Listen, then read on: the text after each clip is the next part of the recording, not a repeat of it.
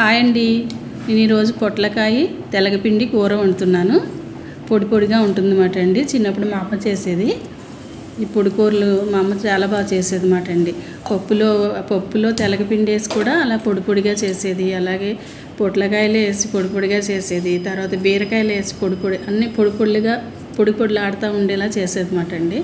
చాలా బాగా చేసేదండి మా అమ్మ కూరలు. ఆ కూరలే నేను ఇప్పుడు కూడా మా అమ్మను మర్చిపోకుండా మా అమ్మ చేసిన కూరలే నేను వండుకుంటూ ఉంటాను అన్నమాట అండి. చాలా బాగా ఉండేదండి మా అమ్మ.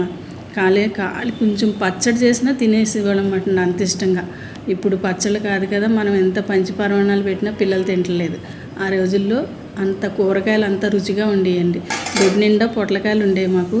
మా అమ్మ పొట్లకాయ పప్పు, పొట్లకాయ ఏపుడు, పొట్లకాయ కొబ్బరి ఇంకా ఇలాగే చేస్తూ ఉండేది అన్నమాట. అన్నీ చాలా ఇష్టంగా తినేవాళ్ళం.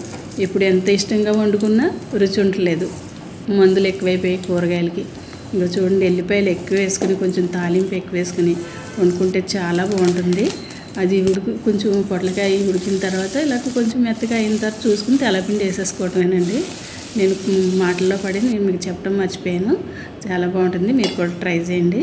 పొడి పొడిగా ఉంటుంది. అలా ఎల్లుల్లిపాయలు ఎక్కువ వేసుకుంటే తినేటప్పుడు రుచిగా ఉంటుంది.